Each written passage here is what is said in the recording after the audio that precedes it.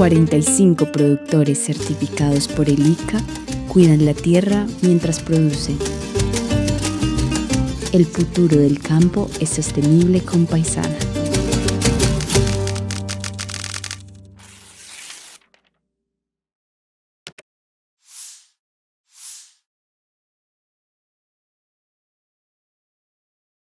Porque de alguna manera nos ha tocado romper el escepticismo en nosotros mismos.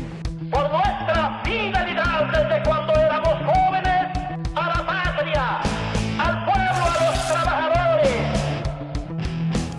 Muy buenas noches, querida audiencia de Tercer Canal. Bienvenidas y bienvenidos a Rupturas, este espacio semanal que hemos concebido para reflexionar sobre asuntos coyunturales, históricos y teóricos desde perspectivas plurales de izquierdas, cercanas con los intereses populares, sin pedir perdón y también sin pedir permiso. El día de hoy tengo, como siempre, aquí una mesa de lujo en Rupturas para conversar un poco de todo un poquito, como de las noticias políticas y económicas fundamentales de la semana, cosas que han pasado aquí en el país, pero también que han pasado en nuestro planeta, en la sociedad global en su conjunto. Ya les contaré de qué se trata, y para eso pues voy a presentar esta mesa. Aquí a mi derecha está por primera vez en este programa, agradezco mucho que hayas venido, compañera, Laura Camila Vargas. Ella es periodista internacionalista de la Universidad Pontificia Javeriana, es asesora de comunicación política y es creadora de contenido político. ¿Cómo estás, Laura? Bienvenida a Rupturas. Muchísimas gracias por la invitación a este programa y también muy feliz de volver al Tercer Canal, que fue mi casa durante varios meses. Yo aquí trabajé. Chévere este formato en el que podamos charlar, analizar, tertuliar sobre lo que ha pasado en Colombia y el mundo. Maravilloso. Aquí al frente mío está Tomás Molina, ya es un invitado habitual de este programa.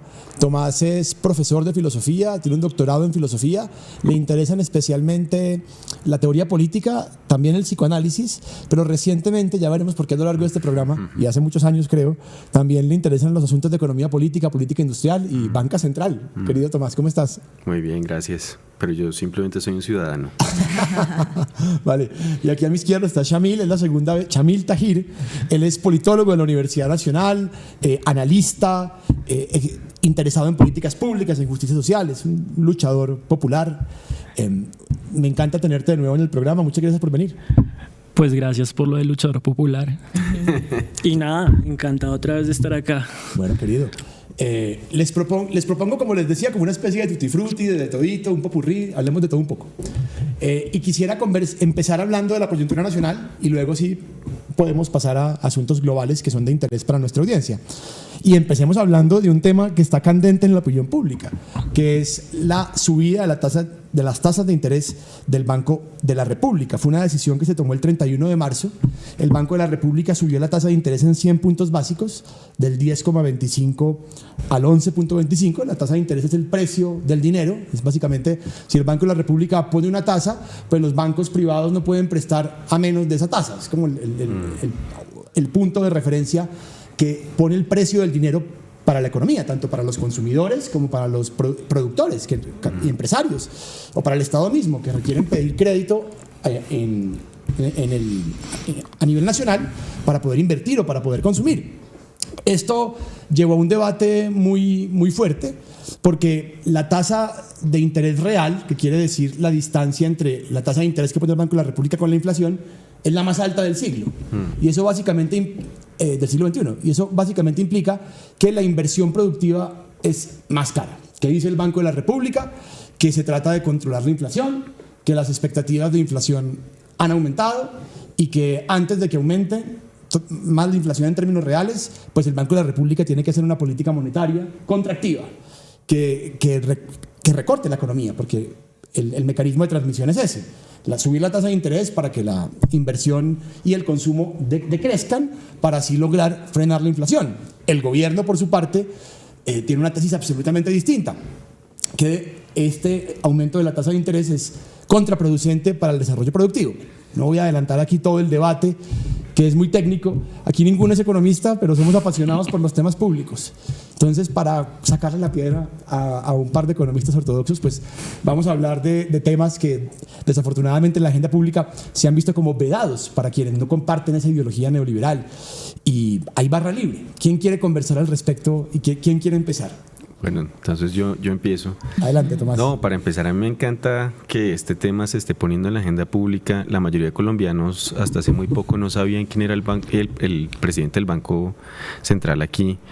No sabía cuál era la estructura, cómo se tomaban las decisiones, quiénes eran los codirectores, qué consecuencias tenía la tasa de interés sobre el empleo y sobre los préstamos, y por fin estamos discutiendo estos temas, lo cual me parece maravilloso y significa entonces que por fin están empezando debates plurales y democráticos sobre una cantidad de temas que hasta hace 5 o 10 años eran absolutamente vedados y el patrimonio de una élite muy reducida. Entonces yo la verdad saludo esta discusión.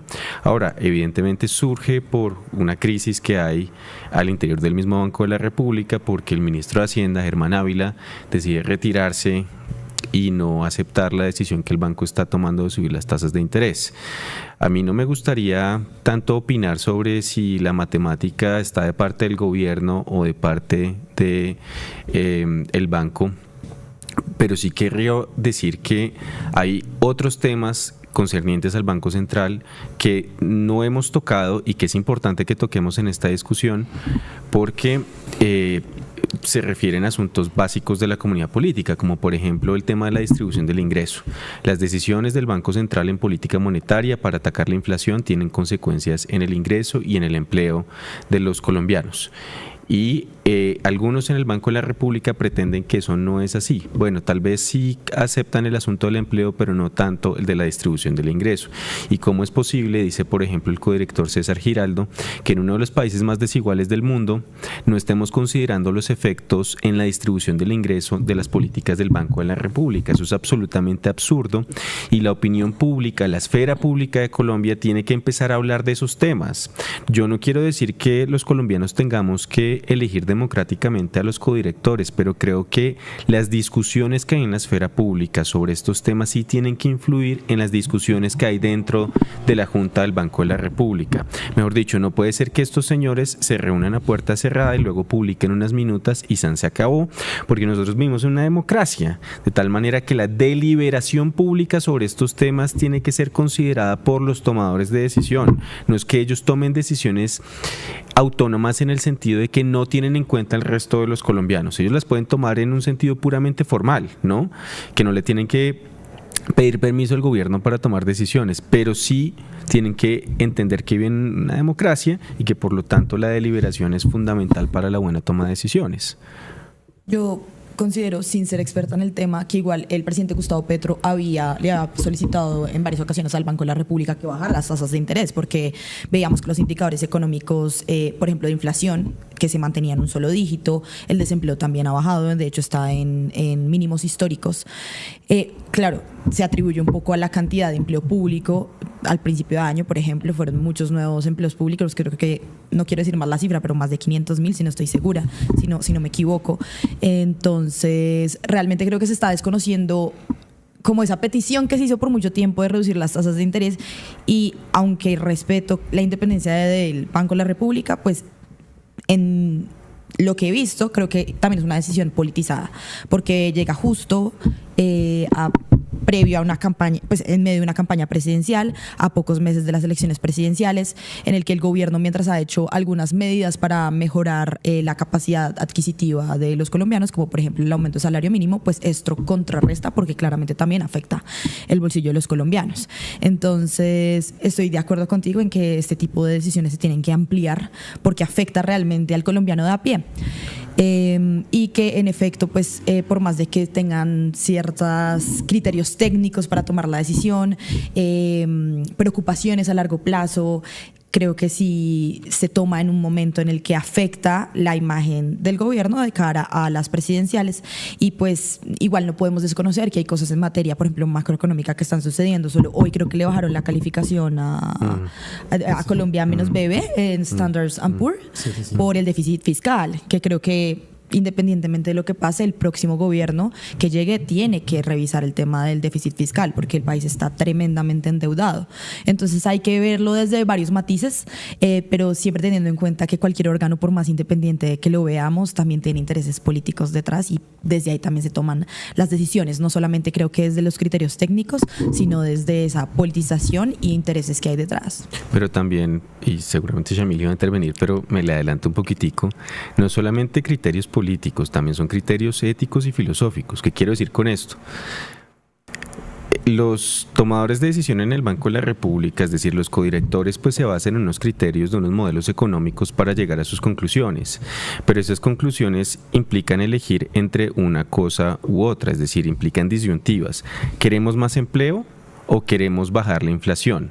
¿Queremos beneficiar más a los ahorradores o a los deudores? Hay una cantidad de decisiones de índole política, claro, pero que se basan en criterios éticos y filosóficos sobre cómo debe ser la comunidad política.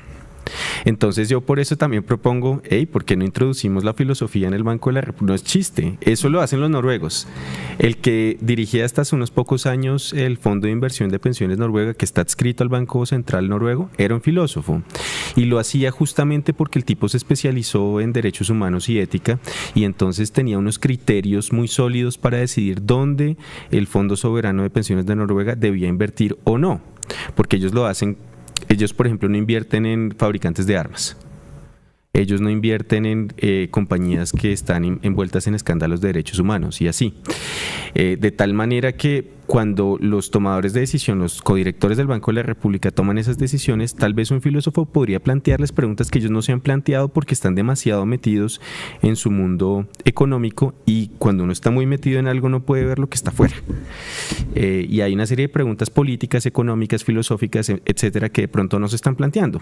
Entonces a mí me parecería interesante que así sea como visitante, que se planteen preguntas que los economistas normalmente no se plantean o que dan por resueltas.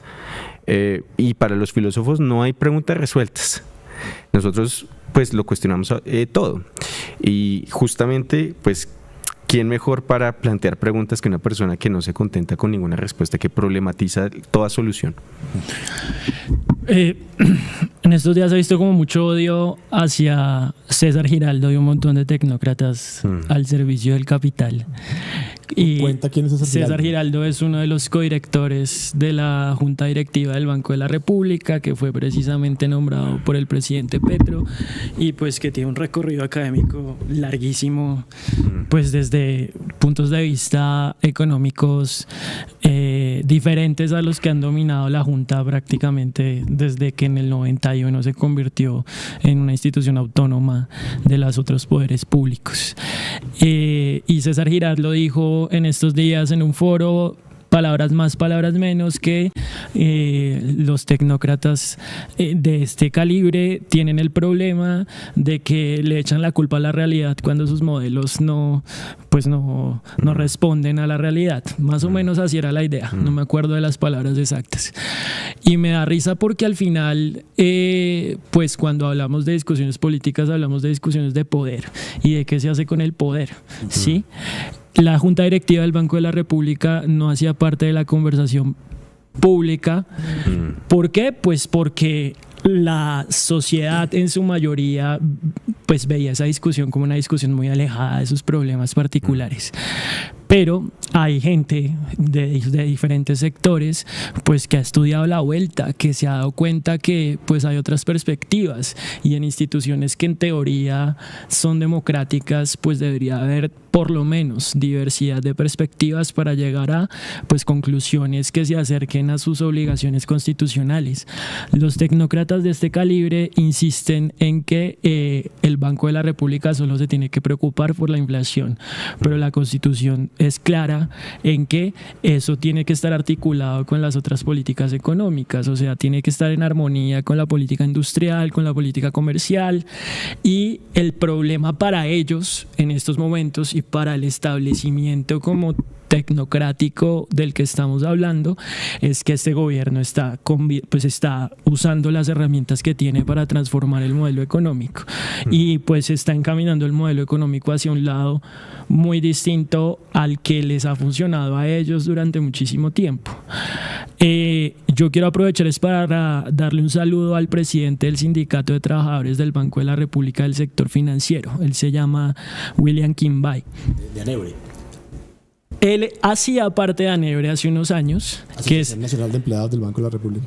Y William, con un puñado de trabajadores del banco, estamos hablando que este nuevo sindicato tiene 50, 60 afiliados, pues se encindieron de Anebre hace más o menos 2 años porque un sector pequeño pero importante del banco no está de acuerdo con la posición patronal que tiene Anebre frente a pues la institución en la que trabajan. Y ese sindicato, que es un sindicato pequeño que le ha costado durísimo pues mantenerse y consolidarse, que afortunadamente el Ministerio de Trabajo les ha colaborado muchísimo en este tiempo, pues no solo se está preocupando como por sus derechos, sino que como sindicato están planteando precisamente que el Banco de la República debía replantear muchas de sus políticas y orientaciones, debía entender sus obligaciones constitucionales, debería recuperar, por ejemplo, pues el control y la capacidad de intervención que tenía sobre el mercado del oro en Colombia antes del 91. William particularmente, deberían invitarlo al programa, pues ha venido estudiando sobre el tema desde hace mucho rato, y están dando esa discusión, y esa discusión pasa por lo que estamos diciendo acá. El Banco de la República es una institución democrática también, y democrática no significa lo que le entendieron a Tomás por redes sociales, que es que tengamos que escoger democráticamente a los codirectores, sino que tiene que responder al interés general. Okay. Chamil, yo no pensaba decir esto, pero aprovecho esta sorpresa que estás hablando de organizaciones sindicales del Banco de la República. Un saludo a todas y todos los trabajadores del Banco de la República. Yo estudié la historia del movimiento sindical en el banco, y pasaba una cosa muy particular en los años 90 e incluso en las primeras 2 décadas del siglo XXI, que era que el Banco de la República, la administración del banco, intentó transformar la convención colectiva, intentó derogar aspectos fundamentales de la convención colectiva de los propios trabajadores del banco, que es básicamente la mejor convención colectiva del país, tal vez la segunda mejor después de la Unión Sindical Obrera de la USO, y un poco uno entiende por qué la administración del banco lo hacía. O sea, ¿cómo así que le estamos diciendo al país que la política debe ser contención salarial, inflación objetiva? O sea, y nosotros aquí tenemos unos aumentos pactados salariales mucho más amplios. En el Banco de la República pasó que trabajadores y trabajadoras que empezaron como cajeros o como guardas de seguridad terminaron como no sé si en la Junta. Creo que hay como una leyenda, creo recordar, pero al menos sí lo recuerdo y me consta, como jefes de producción en la Casa de la Moneda. En fin, un saludo para los trabajadores del banco. Quisiera cerrar este primer tema con lo siguiente. A mí me preocupa un poco las implicaciones para la democracia, un poco como han dicho ustedes, ¿no? No solamente en el sentido en que hay una élite tecnocrática neoliberal que pretende desautorizar el debate público sobre el Banco de la República, sino en un sentido mucho más concreto. Hace 4 años el pueblo colombiano votó por un mandato presidencial. Ese mandato presidencial tiene una política económica desarrollista, ¿cierto? Esa política económica desarrollista y distributiva, que es aumentar la demanda agregada a través del aumento de los ingresos salariales, requiere poder coordinarse con la política monetaria y con la política fiscal para que la cosa salga bien. Si frente a este intento la respuesta del Banco de la República es: no me gusta que usted suba el salario mínimo, porque si usted sube mucho el salario mínimo, eso genera una presión inflacionaria. Entonces, de facto, porque teóricamente tengo modelos que me dicen, y una creencia ideológica que dice que aumentar el salario mínimo, por lo tanto, mejorar la distribución funcional del ingreso.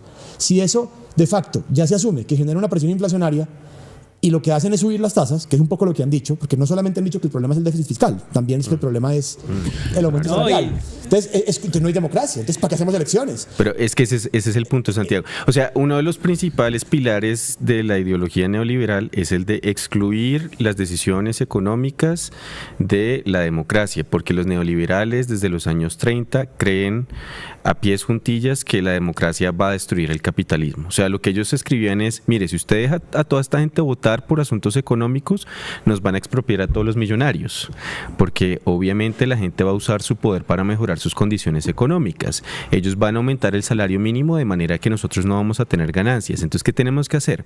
Tenemos que construir una serie de instituciones internacionales y de instituciones nacionales que se encarguen de tomar las decisiones, entre comillas, de manera técnica. Ellos creían genuinamente que de manera técnica, pero yo le pongo las comillas, para que la gente no pueda destruir el capitalismo desde adentro y que por lo tanto mantengamos el orden tal y como ha venido formándose. Es que solo hay que escucharlos un poquito. Ellos lo confiesan. Villar en la rueda de prensa que dio el mismo día que el ministro salió de la Junta, entre todas las cosas que dijo que estaban muy preocupados, por ejemplo, por el bloqueo del estrecho de Hormuz y que esas eran una de sus razones para subir las tasas. Y explíquenme ustedes cómo subir las tasas en Colombia va a resolver el problema de allá del bloqueo del estrecho de Hormuz. O sea, de ese nivel de absurdo es que pues apliquen los modelos técnicos que tienen de manera automática sin dialogar realmente con la realidad. De acuerdo. Además, ni siquiera ha subido la inflación aún. O sea, toma las decisiones previo a que, con proyecciones que podrían no pasar. Así como dijeron cuando estaba el gobierno de Uribe, que mientras se trabajaba menos vacaciones, trabajar, iban las empresas iban a estar mejor, iba a haber más empleo, y eso tampoco pasó. O sea, en economía esas proyecciones no siempre se cumplen, están tomando decisiones sin que siquiera se aumente la inflación. Pero es que ese tema de las expectativas es aún más tremendo, porque es que la economía no es como una ciencia natural en la que las predicciones que tú haces no tienen nada que ver con lo que tú estás estudiando. Me explico. Si yo lanzo una pelota, yo puedo predecir la curva que va a tener, la velocidad a la que va a caer, etcétera, desde la física, ¿verdad? Pero resulta que como la economía estudia a los seres humanos, lo que la economía prediga sobre esos seres humanos va a afectar el comportamiento de esos seres humanos. O sea, si yo soy un analista y digo la economía va a tener este o este rumbo, es muy posible que yo influencie el curso de los acontecimientos para que efectivamente se vaya para allá.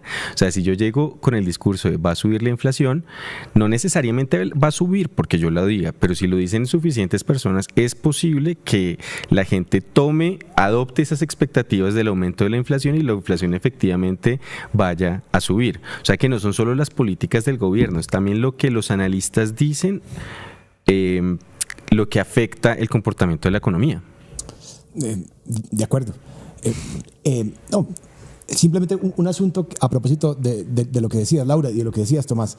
De acuerdo, o sea, Antonio Gramsci decía que cualquier predicción es praxis. Exacto. Digamos que el problema del futuro, me voy un poco lejos, pero no lo puedo evitar a partir de lo que proponen, el problema del futuro en las ciencias sociales es muy complejo. Está el modelo predictivo, o sea, Comte, fundador de la sociología, decía que usted efectivamente podía hacer predicciones. Hay otros modelos probabilísticos, no, usted sí puede predecir, pero probabilísticamente. Pero hay otros modelos que ya el problema del futuro no es solo de predicción, sino de, en el caso de las ciencias sociales, determinar el espacio viable para la acción. Es decir, el futuro no se puede predeterminar, sino que usted puede a lo mejor es construir un escenarios racionales, no todo se puede hacer, no todo puede pasar, ¿sí? Sino construir escenarios en los que usted dibuje cómo los actores podrían intervenir. Esto lo digo porque es absolutamente cierto. O sea, el hecho de que todas y todos, la mayoría de las y los empresarios y de analistas financieros, sean de derechas, tengan una teoría económica o monetarista o neokeynesiana de derechas, pues obviamente genera un efecto en la economía. Así es. Les propongo entonces que pasemos a un segundo tema de la coyuntura nacional. Hablemos de política. Uno de los temas pues, de política, este programa solo habla de política en un sentido amplio porque todo es político, ya sea que hablemos de poliamor o de elecciones, pero no, me refiero ahora desde política en cuanto a elecciones. ¿Cómo ven la campaña? ¿Cómo ven la campaña presidencial? ¿Cómo podría introducir este tema? A ver, un par de cosas que todos sabemos, pero para ponernos en contexto. Iván Cepeda sigue dirigiendo y sigue estando a la cabeza como el candidato a derrotar. En la derecha hay una especie de empate técnico entre Abelardo de la Espriella con su ultraderechismo sinvergüenza frente a una extrema derecha un poquito más vergonzante, que es la de Paloma Valencia y Oviedo. Y bueno, estamos a ¿cuántos días? Hoy es 9 de abril, Día de las Víctimas. Día de las Víctimas. Y bueno, les cuento una cosa. Ahorita en el Congreso de la República, por ejemplo, siendo el 9 de abril Día de las Víctimas, también era inevitable ver cómo las corrientes políticas en disputa tienen interpretaciones disímiles del ser víctima. La viuda María Claudia Tarazona, de Miguel Uribe Turbay, en su discurso lleno de dolor habló de un gobierno indolente con el dolor, propiciador de las víctimas. Otras víctimas en la plenaria del Congreso en pleno hablaron de la importancia de la reconciliación y mencionó esto porque Iván Cepeda, quien encabeza las encuestas, es el hijo, es víctima. Es víctima. Es víctima, es hijo de un senador asesinado. Paloma Valencia no es víctima directamente, es nieta y bisnieta de victimarios. De victimarios, y también tiene víctimas en su haber, por supuesto. Su compañero Miguel Uribe Turbay fue asesinado. Entonces, bueno, empiezo por ahí porque hoy es el Día de las Víctimas, 9 de abril, y es importante hacer un reconocimiento para las más de 10 millones de personas que han sido víctimas del conflicto armado en Colombia. Pero vuelvo a la campaña. ¿Cómo ven la campaña? ¿Cómo están las cosas en este momento? Dale. No, pues, Dale. pues realmente creo que estamos en un punto en el que hay mucha injuria, mucha calumnia, mucha tergiversación de la información para derrotar a lo que han llamado el enemigo, que incluso me parece una forma muy violenta de nombrar al opositor político, porque de alguna forma lo dijo hace poco Abelardo de la Espriella en una entrevista de Caracol Televisión, en el que decía Iván Cepeda es nuestro enemigo, y la periodista le decía no, pero enemigo, o sea, lo va a decir así, y él sí es nuestro enemigo, y cuando tú hablas de enemigo dices lo vamos a destripar, y no solo a él, sino a todas las personas que siguen su corriente política, que apoyan sus ideas, y creo que esa estigmatización que han hecho contra Iván Cepeda se está viendo en este momento. Hay más violencia, todo el que es de izquierda se le dice ya guerrillero, se sacan fotos de contexto en las que él está en los acuerdos de negociaciones de paz para decir que él es un guerrillero, cuando tú misma lo has mencionado, es víctima, al igual que Aida Quilcoy es víctima, al igual que muchos de los políticos que hoy están ahí en el Congreso, pues han sido víctimas del conflicto armado. Entonces vemos como ese incremento del odio político.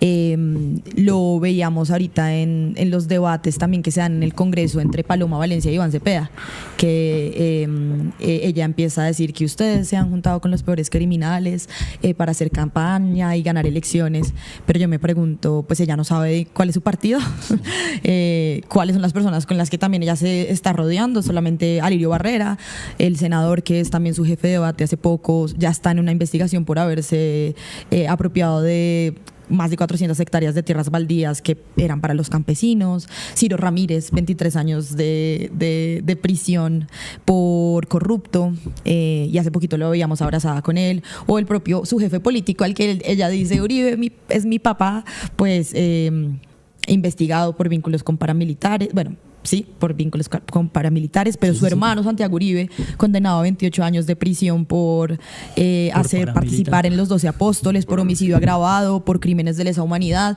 y todo ocurría en la finca La Carolina, en Yarumal, sí, mientras Uribe era gobernador de Antioquia. O sea, no sabía lo que pasaba en la finca de su familia mientras él era gobernador. Entonces, realmente yo sí pienso que como han intentado verse moderados, metieron a Juan Daniel Oviedo, intentan mostrarse como el centro. Tenemos un Abelardo que es la ultraderecha, entonces una Paloma que al lado de Abelardo incluso se ve moderada. Creo que muchas personas están olvidando cuál es el proyecto político del que viene Paloma, ¿no? Y eso también hace parte como de la discusión actual de la campaña. Y ahorita que lo estabas mencionando pues este gobierno lleva 4 años, mientras que ellos han gobernado 20 años, 30 años el país, desde siempre. Entonces es algo que también creo que la gente lo olvida, que el establecimiento son ellos los que quieren volver al poder, los de siempre. Yo creo que ahí en eso que menciona Laura sobre el intento de Paloma de volverse de centro hay una pésima estrategia. No sé qué opinan ustedes, y lo digo por lo siguiente. La idea es que Oviedo, a pesar de venir de las entrañas del uribismo, ¿no?, porque llegó a tener los puestos que tuvo por María del Rosario Guerra, es una persona que en términos culturales está más cerca del centro por sus posiciones, por ejemplo, frente a los derechos de la comunidad LGTBI, ¿no? Y entonces eso podría acercarlo a votantes más moderados que podrían tragarse el sapo de Paloma, porque en principio Oviedo tiene posiciones pues mucho más moderadas. Ahí voy a hacer un paréntesis, sí. No solamente es LGBT, sino Sí. que él ha dicho que lo que pasó en Palestina sí es un genocidio, También. que hay que la JEP debería continuar. Exacto. La cuestión ahí es que esa estrategia no la pensaron bien porque Paloma, apenas Oviedo lanza esas propuestas o esas ideas, dice, no, un momento, yo no estoy de acuerdo, yo estoy mucho más a la derecha.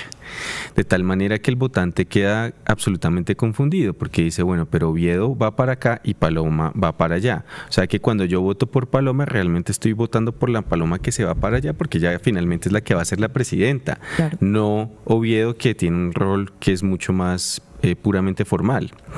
De manera que no creo que estén atrayendo los votos que ellos creían que podía traer Oviedo. También por otras razones de índole de dónde vienen los votos de Oviedo, en fin, como lo ha visto Sebastián Londoño en sus análisis para el Centro de Pensamiento Progresista. Y aparte de eso, al incluir a Oviedo como fórmula vicepresidencial, Paloma espantó a los sectores más reaccionarios y más homofóbicos de su partido, que se fueron con Abelardo. Entonces, ni por un lado ni por el otro, a Paloma le salió bien esa estrategia. Pero yo ahí difiero porque siento que ellos han jugado mucho al confundir reinarás. Entonces, mientras sí, obviamente Abelardo está como acaparando toda esa extrema derecha, ultraderecha, y sí, seguramente hay gente del Centro Democrático que es incapaz de votar por una persona gay y una mujer, además. Sí, creo que yo he visto muchos votantes como que se consideran de centro, que yo no creo que el centro exista, pero digamos, gente que decía, voy a votar por Fajardo o por Claudia, que hoy están diciendo, voy a votar por Paloma. O sea, entiendo porque nosotros conocemos un poco de cómo funciona la política, pero muchas personas sí se confunden y llegan a decir, bueno, pero Paloma está moderada, o sea, si acepta a este hombre es porque va a de pronto a reducirle a su radicalismo. O también el tema de la consulta a la Gran Colombia, que tenía que a David Luna, que a Enrique Peñalosa. Entonces ella está dispuesta a dialogar, mucha gente hoy lo dice, como está dispuesta a dialogar con los distintos, de eso se trata. Entonces en ese juego, igual Abelardo de la Espriella sí queda como la extrema derecha, la ultraderecha, que mucha gente rechaza, y Paloma queda como la opción moderada y quien creo que en una segunda vuelta podría recoger mucha gente que se considera de centro, que en realidad es el que, o sea, a mí me parece que en una segunda vuelta entre Abelardo e Iván Cepeda, creo que el triunfo de Iván Cepeda sería más, como que ganaría más fácil que ante una Paloma Valencia. Yo ya dije acá en la primera vez que estuve que estoy seguro que va a haber segunda vuelta. La pregunta es ¿contra quién se va a enfrentar Iván Cepeda en segunda vuelta? Si gana Paloma, pues va a ser una conversación muy distinta a si gana Abelardo de la Espriella, pero para ellos la pelea ahorita es quién va a orientar a la derecha en Colombia en los próximos años. Esa es una ventaja para nosotros, pero pues al mismo tiempo la victoria en segunda vuelta se va a definir por muy pocos votos. En este momento, pues tanto Abelardo como Iván como Paloma están compitiendo como por el 20% de los votos más o menos. Y esos votos claramente son de gente pues que ni es voto militante, ni es gente que define su voto muchas veces llegando a la urna por X o Y motivo. Yo lo que creo es que pues este país sigue siendo un país de derechas, pero es un país que está en un momento de transición y esa transición se ve en cosas pues que por lo menos yo ya soy lo suficientemente viejo para decirlo. O sea, yo entré a la Universidad Nacional en el 2006 y mientras yo estudié mi pregrado, pues en el único lugar donde yo me sentía seguro para hablar de ser de izquierdas era en la universidad, en ningún otro lado. O sea, siempre a la izquierda la han tildado de guerrillera, de terrorista, pues de todo lo que sabemos que le pueden decir a uno, por ejemplo, en redes por estas posiciones. Pero pues esta vez sí está claro pues el proyecto de país que está ofreciendo el pacto, sí está claro pues hacia dónde va el país, si el país vuelve a elegir al pacto histórico, está claro para esos votantes duros que van a votar por Iván Cepeda y Aida Quilcue en primera y en segunda vuelta, pero hay que explicarle ese país a esos votantes en disputa porque precisamente por toda la desinformación y tergiversaciones, pues están o confundidos o engañados. Yo me acuerdo clarísimo cómo en el 2008, pues ese año fue no solo la movilización de la minga indígena liderada por Aida, sino también la movilización de corteros de caña en el Valle del Cauca. En medio de eso estaba Piedad Córdoba. Y pues el valor que tiene esa fórmula vicepresidencial es que pues lleva una experiencia de casi 20 años de organización social y popular. Y una experiencia que no solo ha dialogado pues con diferentes territorios en este país, sino que ha dialogado también pues con organismos multilaterales, que ya tiene experiencia legislativa. Y a mí me parece que podemos tener la sorpresa de que lleguen a votar muchísimos sectores que se han beneficiado en estos años del gobierno y que se la van a jugar por defender ese proyecto. Pero va a seguir siendo pues una disputa existencial en segunda vuelta, una disputa en esos términos de que ellos son enemigos de nuestro proyecto y viceversa, porque ni siquiera hay posibilidad de consenso. O sea, a mí me gustaría creer que la democracia liberal es posible, pero es que no hay posibilidad de consenso pues con estos proyectos que son abiertamente violentos y pues que están y que le apuestan precisamente a la muerte y a la eliminación del otro. Pero pues esperemos a ver qué pasa después del 31. A mí me parece muy curioso que hablar de la Espriella se ha puesto últimamente en las últimas semanas, cuando Paloma empezó a incrementar en las encuestas, a hablar de que ellos son los de siempre. O sea, como que él ya ha comenzado a atacar un poco como a la campaña de Paloma, a decir como no podemos volver a elegir al establecimiento, a los de siempre, y que él es el outsider, ¿no? Porque es un discurso que caló en Argentina con Javier Milei, de que era el outsider, en Estados Unidos con Donald Trump, lo mismo, un empresario, un magnate que no tenía que ver con la política. Entonces ese discurso sí está funcionando en el mundo, de que la gente dice, este tipo no tiene nada que ver con política, nos gusta, es un empresario, lo ven como un Bukele también, una especie de Bukele, pero si uno se pone a ver su historia, el tipo ha estado siempre orbitando en el poder y en el poder político y ha sido abogado de parapolíticos incluso, entonces también está jugando al mismo tema, pero la derecha sí llega bastante dividida. Que es diferente a lo que está pasando con la izquierda, pero ese va a ser el gran reto de la segunda vuelta. Yo siento que lo que tendría que hacer un Iván Cepeda es a esa gente que no vota, o sea, la gente que realmente nunca ha votado, y es mucho la abstención del votante. Entonces, si tú logras recoger de ahí, no sé, 2 millones de votos, 3 millones de votos de personas que nunca han votado, que nunca se han sentido con esperanzas de la democracia, que dicen yo para qué voto si nunca hacen nada por mí, si logran capturar a esa gente, seguramente podría haber un triunfo, y creo que esa debería ser la estrategia. No, yo quiero hacer un comentario a propósito de lo que plantean, y sobre todo lo que acabas de decir, Shamil, de que quisieras creer que la democracia liberal es posible. Hay como una paradoja, ¿no? Porque se supone que la democracia liberal, al menos como en términos típico ideales o normativos de lo que debería ser, pues justamente debería acoger la alternancia, ¿no? Y la alternancia no solamente de élites en el gobierno, sino incluso de proyectos, ¿cierto? Asumiendo, por ejemplo, cojamos un país europeo X, no sé, que hay una alternancia de proyectos hasta cierto punto, después de la Segunda Guerra Mundial, entre la socialdemocracia y la democracia cristiana.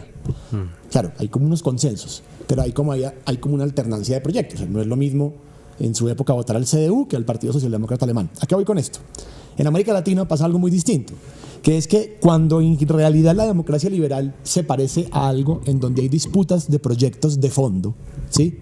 Socialdemocracia y gobiernos nacional populares frente a gobiernos neoliberales, se expresan las conciencias de los actores y de los demócratas liberales, sobre todo de élite, como una crisis terminal de la democracia. O sea, es decir, la democracia colombiana, si usted le pregunta a un montón de analistas de derecha, era más sana cuando no había alternancia.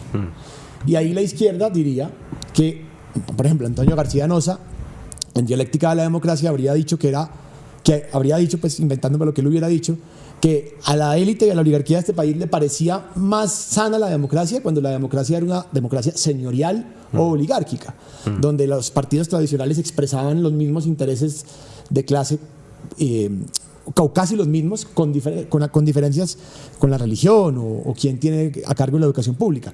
Pero no más en Colombia, hay una genuina divergencia de proyectos que incluso pone que incluso lleva a que se discuta la gobernanza del Banco de la República o la inserción de Colombia en el mercado internacional o las relaciones internacionales, ahí sí estamos en crisis. Un poco no sé si dándote la razón, pero sí, porque tengo mis dudas, a lo mejor creo que algo se pueda estabilizar, pero sí es evidente, al menos, para darte la razón ahí sí, que la democracia liberal a la colombiana, justo cuando es más democrática, en términos de alternancia, es cuando todo el mundo dice que está en crisis. ¿No? No, y ahí es donde precisamente esta gente que ha posado de centro durante los últimos años fácilmente transitan hacia Paloma Valencia y Juan Daniel Oviedo, como que se lo hemos escuchado a muchos amigos, como estoy en un grupo de WhatsApp de centristas y dicen que no hay remedio, hay que votar por Paloma Valencia. Entonces es eso, como que tenemos es que sincerarnos cuáles son las posiciones y los intereses que estamos defendiendo y no ser tan hipócritas de decir que pues podemos llegar a consensos en todo, tenemos que dejar de ser tan agresivos. Abelardo, a Iván, ¿por qué no se dan un abrazo? Pues no se lo van a dar nunca, sí, pero pues es parte de la discusión democrática. Porque nos han vendido que la polarización es mala, pero en realidad no. Porque la polarización permite salir de ese establecimiento de siempre, permite tener una voz sobre las injusticias y que eso cambie, ¿no? Es que si no hay discusiones públicas o si se reprime un sector que tiene unas opiniones muy claras sobre lo que está sucediendo, pues obviamente que no va a haber polarización, pero eso no es un signo de sanidad. Aquí hay académicos que escriben libros que se preguntan por qué Colombia es un país violento a pesar de tener democracia, y uno se pregunta, pero ¿qué noción de democracia tienen estos señores para lanzar esas tesis? Yo los invitaría a estudiar un poquito de filosofía política y aquí que estudien también un poquito de historia con más rigurosidad, porque evidentemente aquí, como le dice Santiago, sí hubo unas décadas en las que se disputaron seriamente proyectos de país a principios del siglo XX, pero en general desde el Frente Nacional aquí ha habido un unanimismo aplastante que terminó que derivó en el proyecto neoliberal, que además ellos niegan que exista. O sea, ellos dicen el neoliberalismo es un fantasma de la izquierda, es un hombre de paja. Seguramente, claro, en el discurso público el neoliberalismo se usa de manera muy flexible, como también se usa fascismo, en fin. Pero hay una rica literatura sobre el neoliberalismo y no es la caricatura que creen en la derecha que es, sino que se basa, por ejemplo, en esto que yo les estoy contando, de excluir las decisiones económicas del ámbito democrático. Eso es una característica fundamental del régimen neoliberal que se implantó aquí desde la Constitución del 91. De tal manera que pues como lo dicen ustedes, aquí lo nuevo normal tiene que ser precisamente la confrontación de ideas y la confrontación ideológica y de intereses. Es decir, tenemos que sincerarnos sobre los intereses de clase y económicos que tienen, por ejemplo, muchos tecnócratas que se pretenden neutrales. Tenemos que sincerarnos sobre los intereses que se han representado tradicionalmente en distintas instituciones colombianas como el Banco de la República, que son elegidos, ¿no?, cuyos miembros son elegidos por el presidente, pero de alguna manera cuando se posesionan entonces dejan de ser seres políticos y se convierten puramente en o sea, ¿quién se puede creer eso? Yo creo que hay que ser un niño de 5 años para creerse esos cuentos. ¿Será que la hija de Alicia Arango, que es codirectora del Banco de la República, no tiene ningún interés político? ¿Será eso así? ¿Eso es creíble para cualquier adulto con 2 dedos de frente? Es que también aquí nos han planteado las cosas de una manera que es tan infantil y ridícula que uno se pregunta, como eso que les digo también de por qué Colombia es un país violento cuando ha sido democrático, pero por Dios, o sea, ¿qué clase de cacumen hay que tener para plantearse esas preguntas? Yo de verdad creo que el nivel del debate público en Colombia en general ha estado en el inframundo, y toda esta, entre comillas, polarización, que me parece muy productiva en muchos sentidos, es especialmente productiva al menos para subir el nivel y dejar de creer en esos mitos tan ridículos y tan infantiles y empezar a discutir la política como adultos. Es decir, ¿qué intereses están en juego? Pero como adultos, no diciendo boberías sobre Venezuela o sobre otros temas, no, discutamos sobre adultos. ¿Qué está en juego cuando el Banco de la República sube la tasa de interés? ¿Qué intereses se ven afectados? No me hablen como si fuera un niño chiquito de que ellos simplemente están pensando en el interés. No, el interés general. No, hablemos concretamente. ¿Se está mejorando el empleo, disminuyendo el empleo? ¿Se están beneficiando más los dueños de activos financieros que los empleados? ¿Qué es lo que está pasando ahí? Hablemoslo de manera sincera. Ahora, tal vez el ingenuo soy yo en creer que eso se puede, porque la política siempre tiene que tener un velo de imbecilidad, ¿no? Ese velo del infantilismo, de discutir las cosas como si no supiéramos realmente qué es lo que está en juego. Aquí el más coherente es el novio de Oviedo, que terminó con él después de su decisión. Por derecha, no sé. Él es de izquierda. Pues población trans. No sé si sea de izquierda o derecha, pero sé que trabaja con población trans. Y realmente pues dicen que fue por diferencias ideológicas. De hecho, pues si te pones a pensar, pues él realmente niega su existencia misma, porque es al ser de la población, de la población diversa, y aceptar que tu próxima jefa política, si llega a ganar, diga que confía más en que el Estado tenga a un niño en su cuidado que a tu fórmula vicepresidencial, pues es un insulto. Y que él no haya dicho nada, pues para mí eso es denigrante, ¿no? O sea, realmente creo que él se ha puesto en una postura denigrante, pero sí bastante coherente, pues porque el amor es político a la larga. Como uno va a estar con alguien que no es capaz de alzar la voz ante las injusticias sociales, como va a estar él con alguien que no es capaz de decir, oiga, me estás invalidando con tu punto de vista, estás invalidando mi existencia misma, ¿cómo me confías a un país y no a un niño? De acuerdo. Bueno, yo les propongo que para cerrar esta conversación ahora vámonos a otras latitudes. Recuerden que en este programa nos gusta mucho el materialismo histórico, entonces bebemos de algunos pensadores marxistas, y por ahí el Che Guevara alguna vez dijo que la solidaridad es la ternura de los pueblos. Y yo tengo muy claro que las luchas políticas que se dan hoy en día, que se dan en Colombia, son expresión también local de dinámicas globales que ya conciernen a la humanidad en su conjunto, ¿cierto? Sobre todo desde que hay una historia universal, no solo como algo que está en la cabeza de los historiadores, sino como un proceso social objetivo que nos conecta a todas y todos con todos. Y así vivimos hoy en día en el mundo de una u otra manera. Entonces, todo este carreto para decir, hablemos de Irán, hablemos un segundo de Irán. Estamos al 9 de abril, ¿cierto? El 28 de marzo, si no estoy mal, permítanme, verifico acá, empezó la agresión, el 28 de febrero, mentiras. Empezó la agresión estadounidense en Irán. Irán, por ejemplo, como ustedes saben, es gobernada por los chiitas, por un régimen producto de una revolución popular que luego tomó un rumbo islamista chiita, y ha sido enemigo de los Estados Unidos desde su fundación en los años 70. ¿Por qué quiero que hablemos de esto? Tiene mucho que ver también con Colombia, porque en este momento, en la oposición, los dos candidatos presidenciales, tanto Paloma Valencia como Abelardo de la Espriella, se sienten amigos, embajadores del tipo de ideas que derivaron en esta nueva guerra en Medio Oriente. De manera muy explícita, ambos candidatos han bancado al Estado de Israel en su política en Palestina en términos generales, han bancado a Estados Unidos, que ha bancado al Estado de Israel. Y ahora, bueno, llegamos a esta situación de agresión militar, donde hace 3 días cruzamos una especie de punto de no retorno, que es que Donald Trump, el presidente de Estados Unidos, insinuó con lanzar una bomba nuclear.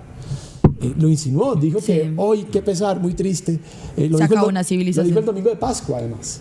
O sea, yo pues, en fin, el domingo de resurrección, literal, dijo, una civilización puede que acabe. Y eso llevó a en este momento hay como una especie de tregua de 2 semanas, bueno, más allá de los asuntos, cese al fuego, pero que en realidad es una pausa de esa amenaza. Exactamente. Más allá pues de hablar de los detalles y de explicarle a la audiencia, que requeriremos otro programa para hablar de Oriente Medio y de Irán, quisiera oír para cerrar sus reflexiones al respecto. Pues puedo empezar si quieren. Yo creo que esta es la consecuencia de que el mundo ha visto a un pequeño tirano jugar a la guerra y nadie ha hecho nada. Y él ya se dio cuenta que podría incluso hasta lanzar una bomba nuclear y no le va a pasar nada. Creo que es muy grave, es una advertencia muy grave, que seguramente muchos dicen, ay, solo está haciendo berrinche, no lo va a ejecutar, pero que un líder mundial de de los países más importantes del mundo tenga la capacidad de poder decir eso y que sepa que no van a haber consecuencias, ya es grave por sí. Y es la muestra de que está usando como el poder de uno de los países más importantes del mundo para amenazar a otra población entera de que si no se hace lo que él diga, si no le reabren el estrecho de Hormuz, pues va a matar a todos. Pasó cuando hizo lo de Venezuela, que fue o sea, nos guste o no, Nicolás Maduro invadió otro país, lo volvió a hacer en Irán nuevamente y está amenazando con volverlo a hacer, y todo lo ha hecho, o sea, tanto lo de Nicolás Maduro como lo de Irán lo ha hecho sin la autorización del Congreso estadounidense, y eso solo significa que estamos ante un tirano que puede desatar una guerra nuclear, y como nadie le puso un pare, pues va a hacer lo que quiera. Pero igual es que es difícil, porque es que ¿qué puede hacer la ONU? ¿Qué pueden hacer los otros países? Si hablan que atenerse también a que el loquito les tira otra bomba nuclear, entonces estamos ante una situación bastante complicada en términos de relaciones internacionales, porque es un tipo que realmente no respeta, o sea, ninguna otra autoridad que no sea lo que él dice. Bueno, yo ahí sería un poquito más moderado que Laura, o un poquito con más esperanza, porque Estados Unidos cometió un grave error estratégico al atacar a Irán. Y lo hizo porque el director de la Mossad convenció a Trump y a Netanyahu de que justamente Irán iba a ser una repetición de Venezuela. Es decir, cuando descabezaran el régimen, Estados Unidos podía intervenir para dominarlo. La idea era que o el régimen ofreciera algo como lo que ofreció el régimen venezolano, ¿no?, de cooperación, colaboración con Estados Unidos, o que la gente se armara, porque la Mossad o el Mossad ya estaba desde hace meses, como ustedes lo saben, presionando para una insurrección en Irán, y de esa manera entonces establecieron un régimen títere en Irán que permitiera entonces que... Lo mismo que en Venezuela. Sí, exactamente, que permitiera entonces que Estados Unidos e Israel consiguieran sus objetivos geopolíticos. Eso no sucedió, subestimaron completamente el régimen iraní, no entendieron cómo funciona, de hecho está más fuerte que antes en un sentido estratégico, por la sencilla razón de que Estados Unidos e Israel quedaron desgastados, no cumplieron sus objetivos, y ahora parece que Irán se va a apropiar del estrecho de Hormuz, que no le pertenecía antes, va a cobrar un peaje ahí que significa una cantidad gigantesca de dinero. Hablaban de 70, 90 billones. Exactamente. Más que el canal de Panamá. Ya no tiene las sanciones generales que tenía antes, y entonces está pudiendo exportar sus hidrocarburos al resto del mundo sin tanto problema. En fin, los 10 puntos que presentó el régimen de Irán, y que Trump dijo que estaba dispuesto a negociar con esos 10 puntos, representan una victoria estratégica para Irán y una derrota gigantesca para Estados Unidos. Entonces, a pesar de que Trump efectivamente no tiene un tate quieto en el interior de su país, la realidad misma se lo ha puesto, en el sentido de que no consiguió, o sea, yo creo que la amenaza de la bomba nuclear era un bluff para que Irán por fin cediera, e Irán supo leer bien el bluff y dijo no.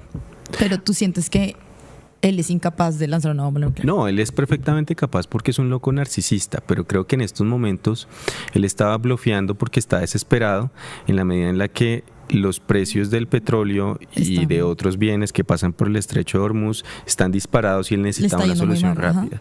Él pensaba que esto, insisto, iba a ser como Venezuela, una cuestión de días, un triunfo gigantesco, con una estrategia que el ejército gringo tiene, que es de shock and awe, que significa como dejar en shock y en sorpresa al enemigo de tal manera que se rinda inmediatamente, que efectivamente sí fue lo que pasó en Venezuela, pero esa estrategia no funciona con Irán, porque Irán es un país extremadamente nacionalista, con una élite muy bien educada, muy bien organizada y con varios reemplazos inmediatos de la gente que se va muriendo.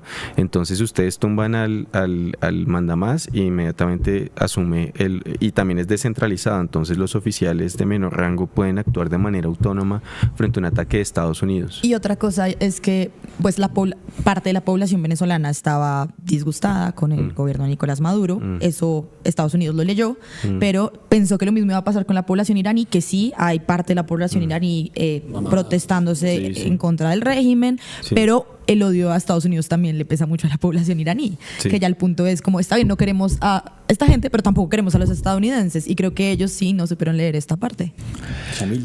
El experto. No, yo no soy experto, pero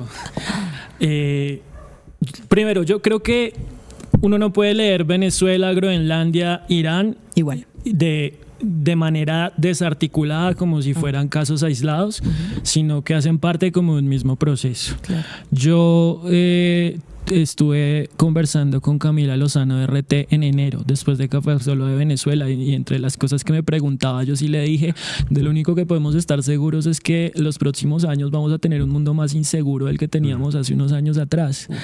Yo no diría que la decisión de meter un bombazo nuclear depende del loco narcisista X o Y. La pregunta es más bien quién lo va a lanzar primero. El problema es que nosotros tenemos la imagen de la Guerra Fría, de que una bomba nuclear necesariamente es el holocausto, pero pues dentro de las opciones tácticas que han existido en los últimos meses, hay dentro de los que saben, dicen que dentro de las presiones que hubo para Venezuela estuvo precisamente una bomba táctica, o sea que lo que realmente hizo que el régimen venezolano reculara y negociara era la amenaza directa de una bomba táctica en Caracas. Pero Irán no tiene bombas nucleares. Pero entonces, digamos que en el caso de Venezuela funcionó la amenaza y pasó lo que pasó, pero al mismo tiempo esa clase de amenazas tienen consecuencias. Brasil se lleva moviendo hace ya varios meses para poder hacerse a su bomba y evitar que le pase lo que le está pasando a otras potencias regionales. La única potencia regional del sur global que está tranquila y que va a estar tranquila en los próximos años es Corea del Norte, ¿sí?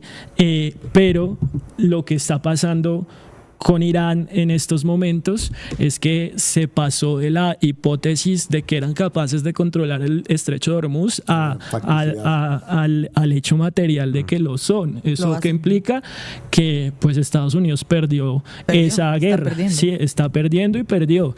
Aunque vamos a dar un montón de maromas retóricas del gobierno de Estados Unidos para explicar por qué lo que hicieron tenía todo el sentido. Estados Unidos hoy en día acabó con su legitimidad a nivel internacional. Y a no ser que lancen la bomba. Su legitimidad, no su fuerza. ¿sí? Okay, sí. Y entonces, y mientras tanto Rusia y China están siendo cada vez más creíbles y más legítimos para la mayoría de los pueblos del mundo. Nos estamos moviendo hacia un mundo que ya no gira alrededor del mundo occidental. Y pues eso que tiene que ver con Colombia, pues que tenemos que dejar de creerle a la oferta de la extrema derecha que dice que tenemos que seguir arrodillados a los Estados Unidos, que una política exterior seria pasa por empezar a abrirnos hacia China, hacia Rusia, hacia los países del sur global, como lo viene haciendo este gobierno, que vamos a estar cada vez más seguros nosotros si somos capaces de abrir esos diálogos que son también acuerdos comerciales, acuerdos culturales, acuerdos militares. Un gobierno progresista o el que sea debería considerar en próximos años entrar, por ejemplo, dentro de la sombrilla nuclear de Brasil si quiere tener un poco más de autonomía de lo que ha tenido ¿sí? Esa clase de cosas deberían considerarse hoy, porque parte de las consecuencias de esta como arremetida de fuerza de Estados Unidos y de su pretensión de apropiarse del hemisferio occidental pasa por lo que le ha tocado hacer a Gustavo Petro, y es pues recular en toda su política de paz total y hacerle caso a Estados Unidos en los próximos meses en absolutamente todo para evitar que los gringos se metan en las elecciones acá en Colombia. Bueno, Laura, Tomás, Shamil, por cuestiones de tiempo debemos cerrar el programa. Yo les agradezco mucho por esta maravilla de conversación que versó sobre temas nacionales, globales. Solamente una cosa frente a la situación internacional. No, quiero terminar de manera un poquito hippie, como reivindicando los valores de izquierda frente a las relaciones internacionales. Así en este momento suena como una utopía inconcretable, que es cierto cosmopolitismo, según el cual en realidad sí es posible un marco y un orden internacional de convivencia que no sea una hipocresía colonial e imperialista. México. Sí, hay países que intentan eso. Colombia misma es un faro de esperanza en ese sentido. Pero yo lo digo en términos todavía más estratégicos, como la perspectiva de unas relaciones internacionales que sean genuinamente un marco de convivencia global hacen parte de lo mejor de la tradición del movimiento obrero, ¿no? Desafortunadamente lo que hay ahora no es eso. Lo que hay ahora es, a nivel internacional, más que una hegemonía o hegemonía, lo que hay es una fuerzas brutas con mediaciones simbólicas, por supuesto. Orden internacional basado en reglas, Naciones Unidas, multipolarismo. Pero ahí soy un poco pesimista, concuerdo con vos, vamos a ir hacia un mundo cada vez más inseguro, pero justamente por eso hay que reivindicar pues una serie de ideales concretos que luchemos por ellos, ¿no? Que es la hipótesis de que un sistema internacional no sea la hipocresía colonial e imperialista, sino un genuino marco de convivencia global. Yo les agradezco mucho por estar acá, Laura, muchas gracias por venir. No, gracias, volveré. Espero que Ahora vuelvas. hay más tiempo. Querido Tomás, gracias por Gracias, venir. Santiago, por Y invitarme. Shamil, aquí esta es tu casa. Gracias, muchas gracias. A ustedes, querida audiencia de Tercer Canal, espero que hayan disfrutado de esta conversación tanto como nosotros, como nosotras. Aquí estaremos todos los jueves para tener conversaciones con rigor y compromiso alrededor de las 6 de la tarde. Si les gustó el programa, coméntenlo, compártanlo. Estamos muy pendientes de sus comentarios y aquí nos veremos. Feliz noche. De Agroexpo a Choco Show, los productores de Paisana conquistan las ferias más importantes del país.